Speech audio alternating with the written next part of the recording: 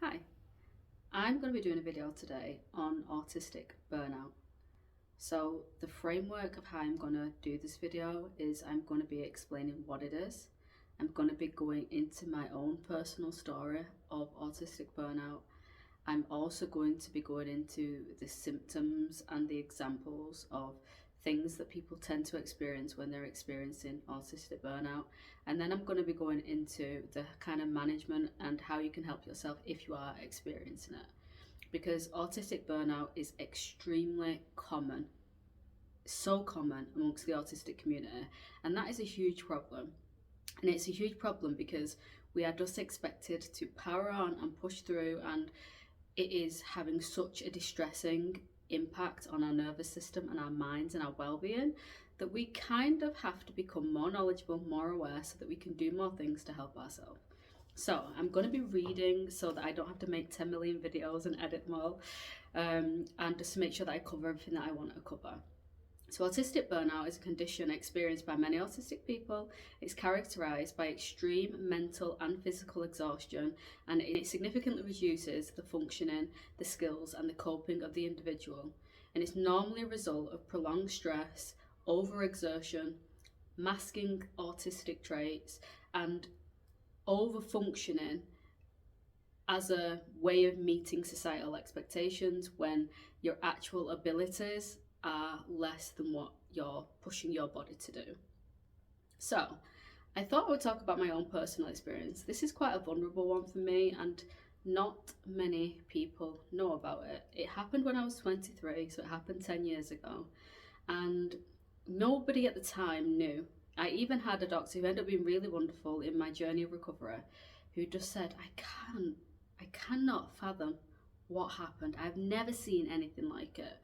So a little bit of background is that I do sleep a lot. I've said this in previous videos, which I know is not a common symptom of autism. However, sleep disorders are fairly comorbid with autism, but we normally see more the kind of insomnia side, whereas one of my coping strategies is shutting down and also sleeping to cope with overload and being out of capacity and swimming past my depth, if you will.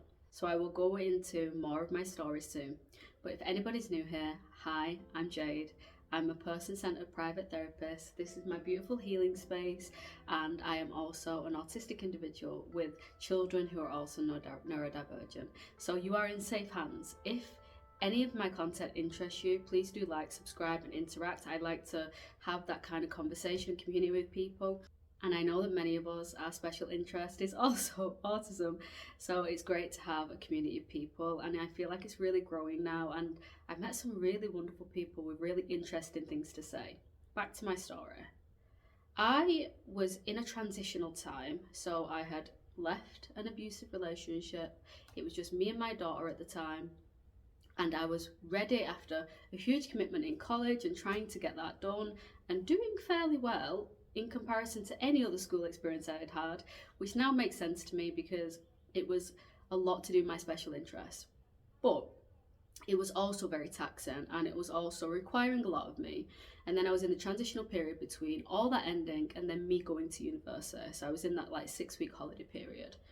And I just began being so exhausted, and I would be, so again, a little bit of context, I sleep every night without fail. I don't have any struggle with sleep, and I also sleep every day. The great thing about me being in private practice is that I can accommodate my needs, to the sense of I will need to factor in that I will need even just 10 or 15 minutes sleep during the day to be able to function to the level expected of me and complete all my daily tasks as a parent and as a worker and as a wife and etc. But the exhaustion was way worse than that. I was finding it unbearable and inaccessible to stay awake. And my mum found me one day behind my living room door, and obviously this is extremely unsafe because, and thank God obviously she was, somebody who was coming round, because she thought something is wrong here. That's not a place to fall asleep. You must have literally not been able to stay awake, and I was explaining that I was having these terrible head pains that later got diagnosed as migraines, where it was excruciating. Fast forward a little bit, I was having experiences where these migraines are so incapacitating. I never got relief from it, no matter how many painkillers I took, and I'm not a lover of taking painkillers anyway. No matter how many painkillers I took, it was there from the moment I was reawakened by the pain all the way through for weeks and weeks and weeks. And basically, it ended up taking its toll on me to the point where I was hospitalised for over a week. And if you think about that just in theory, people are not really hospitalised for migraines. I was hospitalised for over a week because I had such a reduction in my functioning, and I had such a reduction in the skills that I previously acquired that I no longer had. The pain was so, like I said, tremendously unbearable. They was dosing me up and dosing me up. And then I even experienced, and this was the scariest part for me, memory loss. I couldn't remember basic things. I couldn't remember names for things. I couldn't remember how to use things. I couldn't remember the basic functioning of how I operated at all. And the reason this is something I don't talk about very often is because it upsets me that my daughter, although she was protected from that, and we spoke about it now she's a teenager, she doesn't really remember it. She was fairly sheltered from it, and luckily for me, I had a great support system in the fact that my mum and my stepdad stepped in and they took care of things, and they, like I say, protected my daughter. It was just that, you know, some routine things, and mum will be out soon and that sort of thing. But it's still extremely upsetting that I've later come to realise that although no one had any answers for me at the time, I was in the midst of autistic burnout, and it is potentially something that would have been avoidable had I only known myself, and had I been taken care of properly and efficiently and understood properly. And this is the position that so many of us are in. I'm going to be doing a video soon on the struggles of being a parent when you are just being a parent in general, but also when you're being a parent of also neurodivergent children, when you have to admit that your capacity fluctuates and that you have your own struggles because you are also neurodivergent. But again, I won't go into that in this video. But I think that too many people are going through this alone, and they are struggling, and nobody is talking about it enough, so I had to make this video. But I want to go into some of the symptoms that both I experienced, but also I know is quite profound in anybody who has experienced autistic burnout. So they are extreme or increased exhaustion and fatigue. And again, it is the idea that whatever your baseline is, more than, and that is not a typical experience for you. Increased sensory sensitivity. So it's very likely, especially if you are autistic or even maybe ADHD, that you will be experiencing sensory sensitivities to a higher degree than the average person anyway. But what you might notice if you are in the midst of an autistic burnout is that the sensitivities that you normally can buffer, or they normally don't get to you to the same degree as they're getting to you in that moment. So it could be that loud noises are intolerable anyway, but that everything just feels really loud and it's unbearable in that moment. Or it could be that you just can't wear that anymore because it's just really bothering you, and that you feel so much more close to eruption, whether that's a shutdown, whether that's a meltdown, than you are on an average day. And another one would be loss of skills and memory and functioning. This, if you think about this really well and truly, if this is happening to you where you are losing skills that you have previously acquired, you're not functioning to the same degree, but everybody can't really see what's going on, and you're having memory loss, and you are really struggling with either just little things like remembering to turn off the gas, or, you know, remembering that you've already done that thing, or remembering that you need to do that thing. Can you see how much this would disrupt day-to-day life? And if that is happening, people are going to start to notice that there's something quite seriously wrong, and you are still then expected to just carry on like normal and almost martyr on through it and just that it will eventually get better on its own. That's not the way that burnout in general works, but it's also definitely not the way that autistic burnout works. And we have to start taking that seriously, because that is not a typical experience that people are experiencing, and it is so disruptive. It's so disruptive to your quality of life and your well-being and the well-being of the people around you if you have children.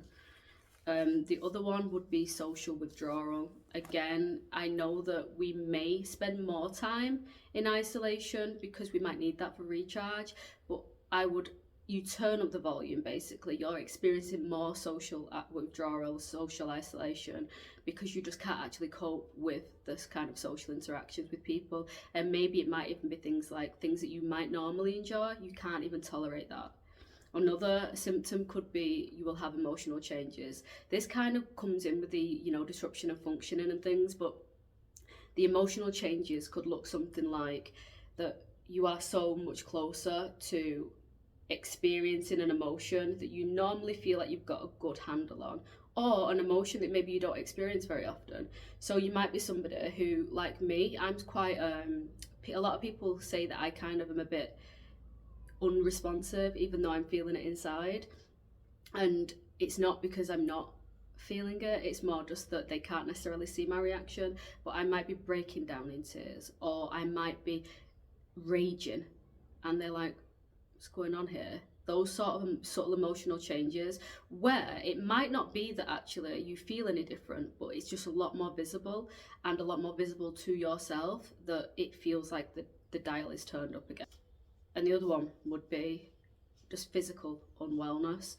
So I'm talking about the physical symptoms, like I had the migraines that showed up, but again, it could be that actually you might have real stomach problems, or it could be that you're getting a lot of anxiety where actually panic attacks are happening more frequently, heart palpitations are happening more frequently. Anything like that is something to take note of. And you might also notice some difficulties with transitions and change. And again, I'm aware that that is something that we already experience, but the things that are kind of embedded in your day, even if they take work, become now unbearable. Moving from the car into the house becomes unmanageable and debilitating, and you're wondering what's going on. The brushing of your teeth, even though you again might not enjoy it, but you kind of got it embedded into the routine, becomes something that you just can't face. And the transitions and the change, and if change outside of control happens, could result in meltdowns or shutdown. Are these anything that you've experienced? And again, I'm curious as to hear what your experiences are, but again, please be mindful that if you're writing it in the comments, it's visible for other people, and to be respectful if you are commenting on anybody else's post. So moving on to the management. And again, the management and improvement of autistic burnout is essential. Having the knowledge of knowing it is not enough. We have to be able to have the skills that are required and have the things in place to help us move through this autistic burnout. The first one would be you have to address any underlying causes. So I wrote here the re-evaluation of your commitments and your capacity, as well as addressing any relationship dynamics and issues that might be causing you problems that keep spiking and causing an increase in stress and a decrease in capacity. Again, there are some examples. Please let me know if you've got any other examples, because again, I think the more informed we are, the more that we can do. Which leads me on to the next point. We can rarely do something if we don't have the awareness of it. It's like it's in the dark. The better we know ourselves, the more we can take care of ourselves, both correctly and accordingly to wherever our capacity is at, or whatever we are experiencing, and however our bodies are reacting to what we're going through. If you think about me 10 years ago when I was going through this experience, not only was it so scary for me and for my loved ones and the medical staff, because they was all like, what the hell is going on here? And they couldn't find answers with, scans and all the various things that they did. If we'd have just known, if we'd have just had the awareness, and I knew myself well enough and my symptoms and how I experienced my autism, how more quickly and proficiently, and I know we like to be proficient, could we have taken care of that and moved through that and caused a lot less discomfort and fear amongst everybody, including me? I think that that's profound. I can't stress that one enough. If anything you take from this video, please take that one away. And again, I know that this can be a problem because sometimes we have alexithymia, we have some trouble with interoception, but I promise you it's possible, even if it's possible with support and with somebody helping guide you to understand yourself. And this leads me on to the next one. Please seek help. Whether you are autism level 1, 2 or 3, they all require support. They all have support needs. I can't say that enough. They all have support needs, and regardless of whether you are somebody who martyrs on and has been told that you have to do it alone and you've been encouraged to do it alone, please understand that you have support needs and that leaning on a professional, and I know that they're not easily accessible, and I know that that can be a battle in itself and that can take and require a lot of energy, but please, even just consider the idea that the changes it could bring into your life if you find a way of navigating that and making that happen for yourself. So an example could be, like myself, you speak through your experiences and your feelings with a therapist. Or it might be something completely different, like working with an occupational therapist to work on your functioning and your routine and working on your interoception problems, and they help you navigate and understand that. I can't stress enough that there is support out there. I know it might feel like an uphill battle and we might not all have the money, but we also have rights. We do have legal rights. I might do a video on that actually, as disabled people, to have access to these things. The next one would be rest and recovery. Sounds simple, doesn't it? But sometimes the drivers behind why we can't rest is because we're told that that makes us lazy, or we're told that we're not trying hard enough, or we have lots of drivers, things like guilt, shame, societal expectations. Please work on that. Please work on the fact that that framework doesn't suit you, it won't help you, and it doesn't help anything. It might make movement. Shame definitely can create movement, and guilt can make movement, but it's not movement in the right direction. Allow yourself to reframe rest and how essential it is, and recovery and how essential that is for you to get better and to get back in a place or into a new place where you get to thrive and be happy. Reduce your sensory overload and develop coping strategies and self-care as a necessity. Like, again, words are just words and they might not mean anything, but we have to create action behind them. Even if it's just one small thing today, it could be that actually I'm gonna staple out half an hour after I've watched this video, maybe, if I've got it, or half an hour tonight where I'm just gonna take a bath and I'm gonna cut off my social media for a bit and I'm just gonna think about what I generally need tonight or what I need today.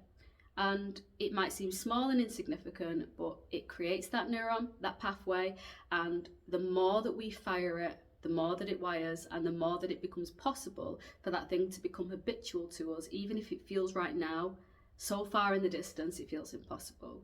Please look at developing those coping strategies that work for you. It doesn't have to work for everybody else. You're not living everybody else's life and they're not living yours. And finding things that are to do with you as essential as what you might do for the expectations, but also what you might do for your children or what you might just generally do in day-to-day life. The other one I would say is a really, really good one, and I know it's not always instantly accessible to people, but it would be finding an established and supportive network of people. This could be your family, and that's great, and sometimes that might take some level of communication to get them to really understand how you experience life and how difficult you might find things that they might not find difficult. But it could also be actually finding a group of people, whether it's a local support group or just go online. Like, there's a really good one on Facebook called Late Diagnosed Autistic Community, or something along the lines of that. I'll try to input a picture here, and they're brilliant.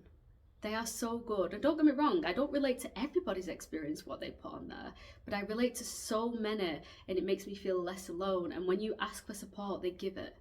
They give it, and they want to help, and they want to maybe give you information and insight that you might not have come across yet because you're not used to being around a supportive network that is like you. And the other one would be creating a routine. I know we do this anyway, but creating maybe even more of a regimented routine, because routine brings comfort, just like stimming brings comfort, and having that safe space to be able to make sure that we are living in alignment with how we need to live to regulate ourselves. And then also basically having the return to whatever the normal day-to-day activities that you want to return to, one, establishing what they are, but two, making sure that you're not just expecting yourself to jump from 1 to 7.